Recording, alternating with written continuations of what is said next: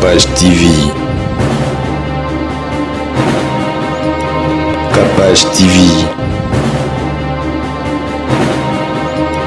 Le pasteur Roger Baka, pour y a baptisé. Il y en a baptisé, oui. Mais c'est que c'est un païen. Hey. Oui, véritablement païen. Hey. S'il croit maîtriser les Écritures, Hey. il ne peut pas vous baptiser au nom du Père, du Fils et du Saint-Esprit. C'est un païen et je le maudis. Capage TV. Oui, mais la Bible me dit de juger. La Bible n'est pas la Bible, on a jugé. Pasteur, moi, je crois que la Bible n'est pas jugée. Pour appeler ça un verset biblique. Il lit la Bible, mais pas comprendre la Bible. Ma marquis va y avoir. Là-bas, Roger Bak. Mais ce qui est fort, na lancé, baza qui est en moto baptisé au nom du Père, du Fils et du Saint-Esprit. Asa païen, donc on a ko discuter na païen. Donc on a convertir bango, bazo suko baptême ya solo, ba koma ba serviteur. Non, pas so date. Bandeko ya Kinshasa pe ya ndinga ya lelo ya sika botu nanga nini société ya botongi bandako na kombo ya Thierry Bouda Construction TBC en cycle ezali organisé ba service ebélé en matière de construction lokola maçonnerie, architecture, construction des ouvrages de génie civil, garelage pe misala ya ndenge na ndenge ezali na kati bozoluka biso wapi boluka biso musika te ozali na numéro 35 avenue Victoire commune ya Kalamu quartier Matongede référence au Bibi Play ba numéro na biso ezali 0032 46 62 49 007 081 19 46 088 benga biso pe na numéro mususu 083 81 15 088 kola lisami soute bandeko ya Kinshasa soki oza na bandako na yo keba okoya kotika bana baorphelin sans héritage yaka kotongisa bandako na bino na société Thierry Bouda Construction TBC na prix malamu boya mobondo ekeyo. Na Kinshasa na eli bino nouvelle ya malamu ya kitoko. PDG Bayala Bambongo Bonheur aeli biso makambo ya kitoko makasi. Balobi nyonso en crédit. Nyonso en crédit na société Gaboki. Kozanga te ko participer. Olingo koma Kolo 3 pine. Kolo wewa. Kolo kabaseli. Boyebi yango ti. Ba bis na biso wana tolobaka. PDG Mayala Bonheur Bambongo ayeli biso facilité ya kosakana kutu te bobi ke mama Kapache soka lobi akoti likambo akotaka tolanda sport tina suka ba numéro ba adresse ezaka na kati ya sport tolanda sport oyo po toyeba makambo yango eza ndenge nini. Aimons nous vivons. Baganga babunga, babunga balimwa, bakosa kosa bakosa trop, vérité yangoyo, société Gabok. Aimons-nous, vivants, vente des motos et voitures en contrats et crédits. Aimons-nous vivants chez les PDG Bonheur Bayala Bambongo, Monsungi Yeyo, Moïse les Sauveurs, Aye, Ye, Aleki Bango, ba chauffeur, bazo comme ba patron, Netina Film, ba montard avec $350 et avance, aux 8 motos et 2 pneus, au Komikolo moto, 2 fois T, avec le PDG Bonheur, Bayel la Bambongo, Alobi, crédit et Zali Soumouté, moto et 3 pneus, paie ça juste $1000. Zoua moto, paie ba pièce de réchange disponible. Ba minibus, paie ça kaka $7500. Chauffeur, au commis patron, Boumbu et Sili, plus 243 80 80 55 550. Benga PDG Bayela Bonheur, Moïse les Sauveurs. Botia ye motema, c'est là efungwa mi toko tambola. PDG Bonheur kombo na yo, ezana bibeka. Aimons nous vivons. Baganga babunga, babunga balimwa, bakosa kosa bakosa trop, vérité yangoyo, société Gabok. Aimons-nous, vivons. Vente des motos et voitures en contrats et crédits. Aimons-nous, vivons. Chez les PDG Bonheur Bayala Bambongo, Mosungi Yeyo, Moïse les Sauveurs, Aye, Ye, Aleki Bango, ba chauffeur, bazo comme ba patron, Netina Film, ba montard avec $350 et avance, aux 8 motos et 2 pneus, au Komikolo moto, 2 fois T. Avec le PDG Bonheur, Bayala Bambongo, Alobi, crédit et Zali Soumouté, moto et 3 pneus, paie ça juste $1000. Zoa moto, paie ma pièce de réchange disponible. Ba minibus, paie ça kaka $7500. Chauffeur, au commis patron, Boungu et Sili, plus 243 80 80 55 550. Benga PDG Bayala Bonheur, Moïse les Sauveurs.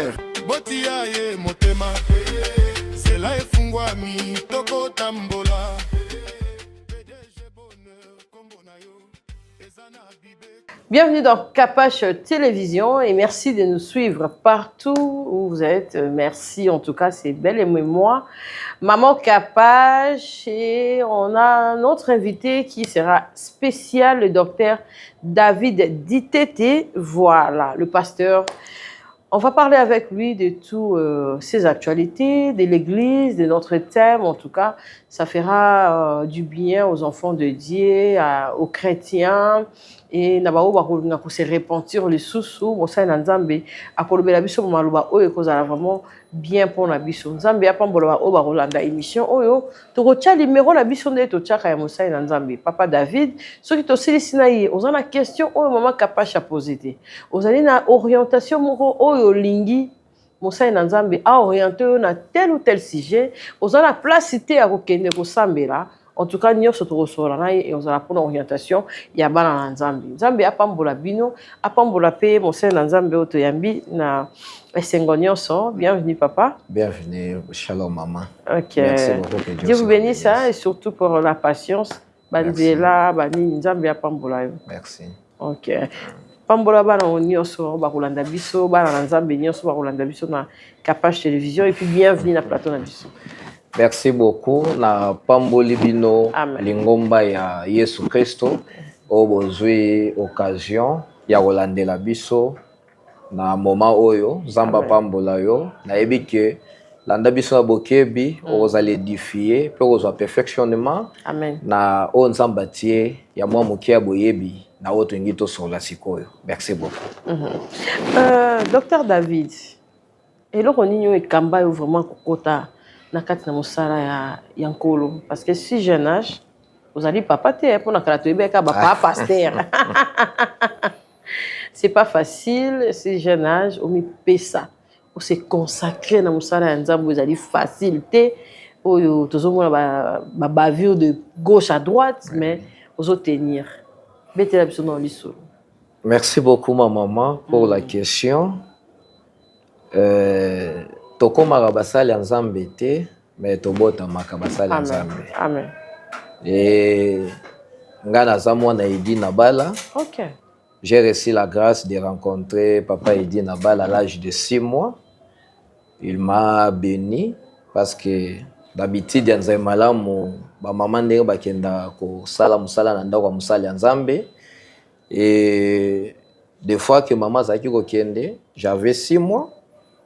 Papa Zaki Kofanda na Sanzete na Mongafula à l'époque, il habitait Mongafula. Un jour, il a demandé à maman à Pesangaï. A Tchanga na tolo na ye, ma motu nanga likolo, ma kolekiti na se a imposanga maboko. A tomboli misu likolo, mais al bandolo batazo prier kati na ye moko. C'est comme ça que maman me relatait. A salango 2 fois. Alors, nakati yako kola, to sali penzambi nakati nzemalam, nazamwana kisuka de, bao ba yebe église ya nzemalam, na koli nekodim, to sali nzambe, mengolu yako yeba makambo approfondir, na yebe yango na sia makolo ya apôtre Telimbula, qui est mon père spirituel, na pesi mbote sika zali. A mon équipe Likaboyo, on va encadrer yango. et la formation n'a joué pas naïe. Et on est tous autant boussa musala nzambe. Mais c'est que papa il dit naba la vie, le don de la puissance, le don de guérison miracle. Et Dieu m'utilise puissamment. Bao bayebi et bao bayaka en église. Nous on n'utilise pas le terme ya ba congolais. Mais bah mon arandenge bambasu elimu yango moko na makolo. Comment Dieu se manifeste puissamment. Yo pe ozana problème. Vous avez besoin d'atteindre biso pour la situation na yo. Nous on ne demande pas de l'argent et tozo pe sangolo na ndenge ya sengi musale salema. Vous avez malade, vous avez problème songolo. Je crois le numéro sera affiché et on va contacter biso pour orienter au ngolo ya Nzambe. Donc c'est par là que j'avais compris mon appel et naza na kati musala ya Nzambe. C'est facile ou c'est trop difficile? Bon, serait tolobi facile ou trop difficile de répondre vraiment pour musala nyonso pete zalagate makasi pe zalagate. Ezala bao bazo sala musala ya privé en dehors ya musala Nzambe, baza pe kana ba difficulté nde biso pe tokuta na ba difficulté, baza pe na ba avantage, ndenge pe tokuta na ba avantage musoso. Mais sauf que biso toza na monde ya ba esprit, tozo gérer nde ba esprit na batu. Alors chaque appel eza na combat nango. Chaque appel est une épreuve nango. David azaki na épreuve moko te na Abraham. Azaki na combat moko te na Abraham. Azaki na parcours moko te na Abraham. Donc pour moi, bien que le combat, mais pour ya benganga zananga, azolongisa nga kaka. Donc nazana ye na kolo bakare ke nyonso za malamu. Combien des années dans Moussa Nzambe? Bon, bah, déjà depuis Kobotama, non? Mais faut y aller. Bon. Maintenant, on a un bébé, Zaki bébé. Oui, oui. Maintenant, on a conscience. Oui, oui. Que ma master soit habité, que ma bière, yo habité. Nga côté kuna nazala. Te bazo bengo déjà frère. Ah, yo koto frère. Yanga est vraiment banda bomwana. On m'appelait toujours pasteur. Ok. J'ai fréquenté, j'ai des amis, bamela rapé. Mais tozo ngoluté ya komela. Ah ok. Oyo kota hotel ité, masango simbate. Ko sala vraiment ba vie ya loyenge ndenge ko passer vraiment na jeunesse ndenge jeunesse ezalaka. Donc tozo na efrapanga te loko. Ok. Même dans les quartiers, na pesi batu nyonso kisuka Pécheur Mbote, bato a venu à Zapaka et puis Commando, bah ebi très bien, le pasteur David. Oui. Toi tu as le micro. Oui. Donc bah ebi qui pasteur Zata atikala ozala kolona te, atikala ozala moto mobulu te, atikala papa machette te. Affiancé 3 personnes te. Bon, on est ça parcours hein, bah discuter. Relation pour changer et dépendre de ndenge bozo tambola. OK. On ne pas pour les missions. Il faut que changer yo maman capage ngelo bateke mobile aza aventurier. Par rapport parce que relation pour la relation, il faut la fonder. OK. Tolingani pour na nini. Ozomona to bibelobi batumbali batambolaka soki bayokani. Oui. Ça c'est bien. Bato baibi kolinga bana maturité ya bolingo. OK. Akoye kolinga te pona kuti mobali kitoko, to na kuti stable, non. Moto akoza l'instable makozwa stabilité, so botamboli bien na ambition na bino. Amen. Moto akoza la vilain, mais soki mwasi atie mayele akofaçonner akomi pe moto. Mais relation faut la basée na ba objectif ou eza fondé oyo komema bino tina finalité. Mais soki ba objectif wana ekomi kobeba na parcours, soki moko azwi décision à lâcher aza aventurier te. Peut-être pas pesa ki ba conseil amoni kezo simba te. Peut-être pas akenda ki intéressé moi 2 personnes amoni ki azo yoka te. Ah, ndenge to ndima ki to tambola eza so bongo te atiki naye. Ngelo bateki aza aventurier. On équipe na ngote pasteur te mpagano te on les ama non. Les ama jardin de Dieu l'homme de moni nzambe yo ndo pesa kinga. Voilà. OK. Merci pasteur. Toroya côté wana belle, le sujet za ngoté na ninga ko répondre biso boye. Merci En beaucoup. tout cas na bolamu mingi parce que osunga ko ba te belé ba rasu pasteur a changé bino beaucoup ma betsa ba mon église betisa mili baku. Or que za bongoté, le femme aussi doit changer pour na oyeba ndenge ni ya kotambola. Ezaka ba cité excusez-moi mana souligner biso pe ba pasteur ba comportement pesa mabe. Ngelo baté que soka za pasteur donc nzambe nde wana te.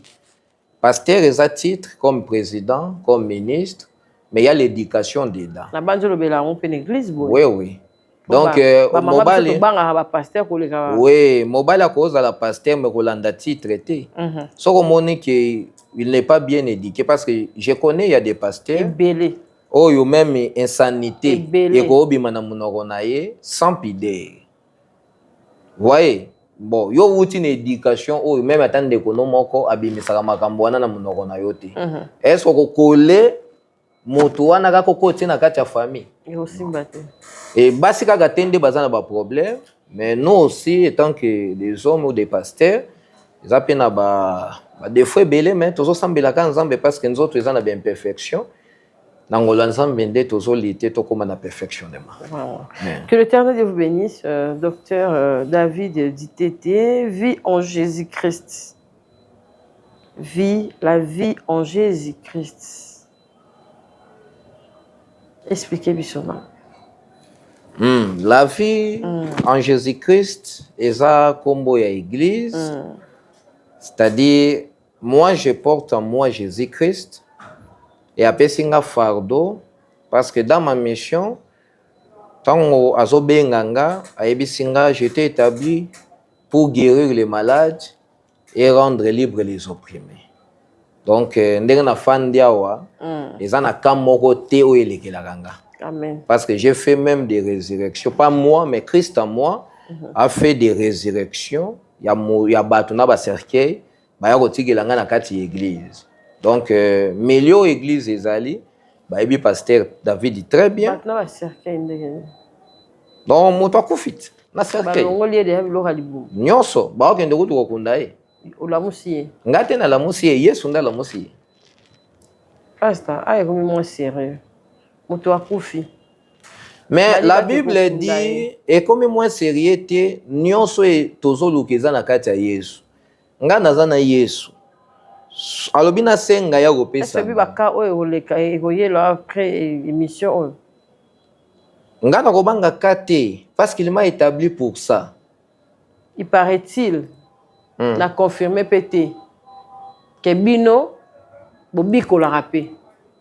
Kobikola c'est-à-dire Wani mde ba kobikola bima kende.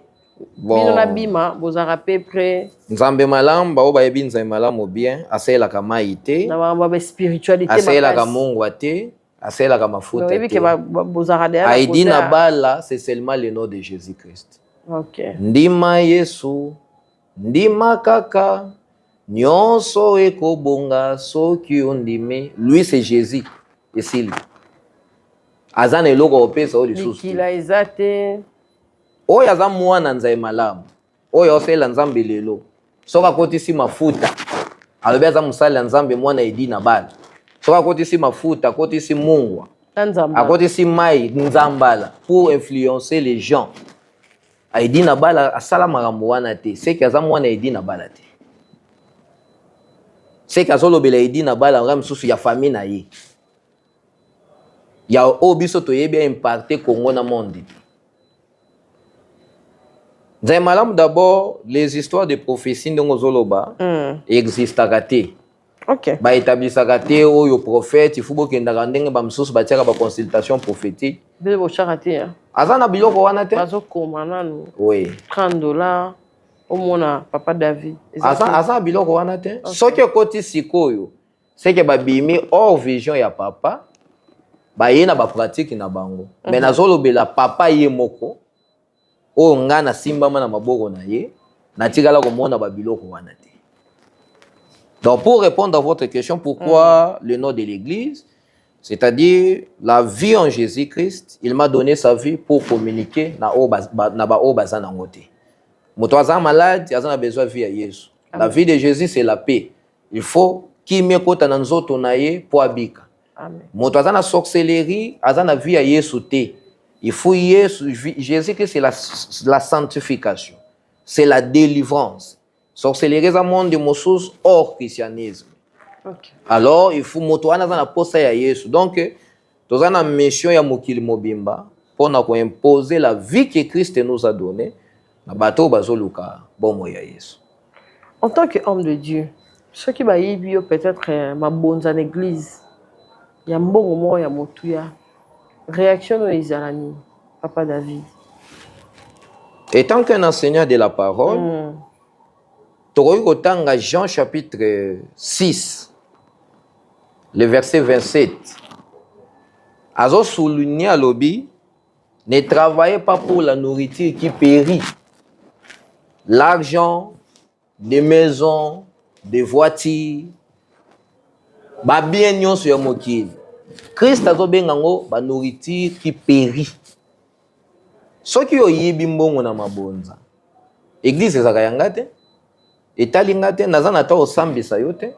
Soki église eza yanga nde seki ifuna sambisa yo. Yo leksa bat na cher pété hein. Koleksa bango nene. Ba lire mutu na église so asali mbeba pe ya makasi.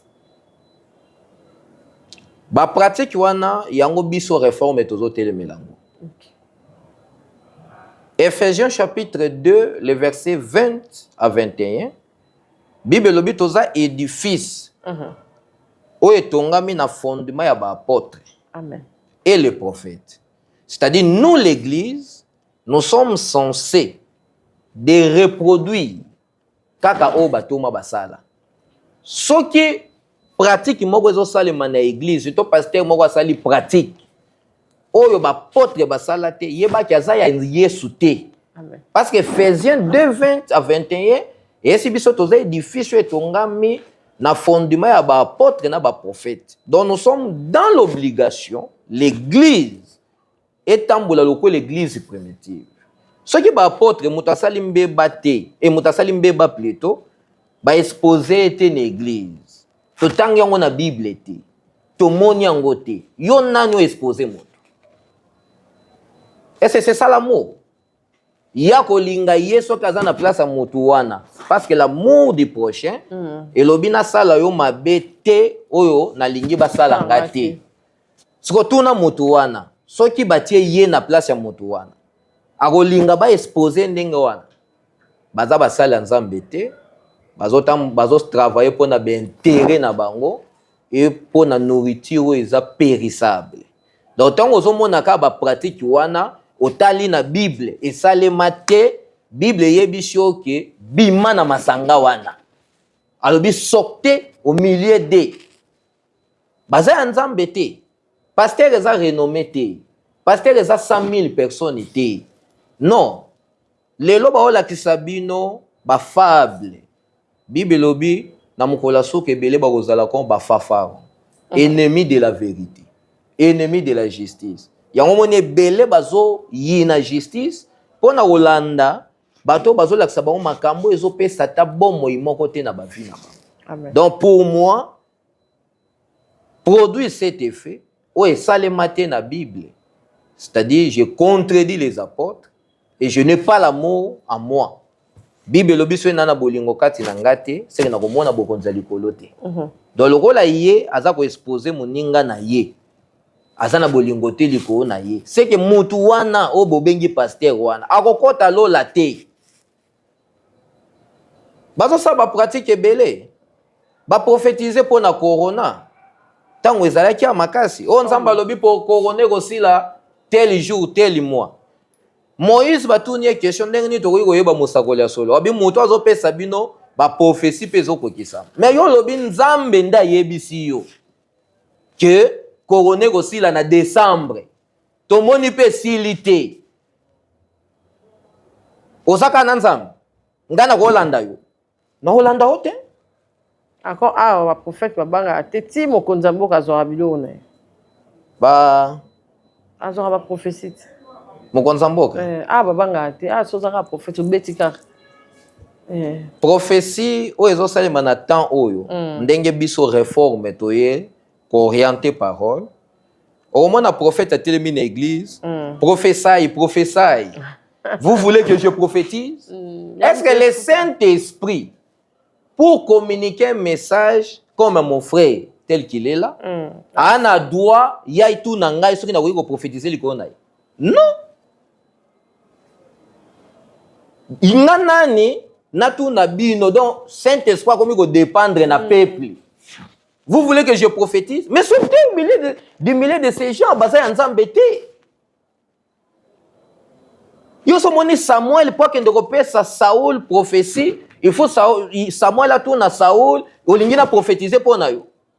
Non. Samuel n'zambenda tinda qui est pas David. Est-ce que David a yebisi prophétisé pour nanga, Ce n'est un message na lobby na soki wana. Ce qui pas lobby te na olobate. Na soki wana.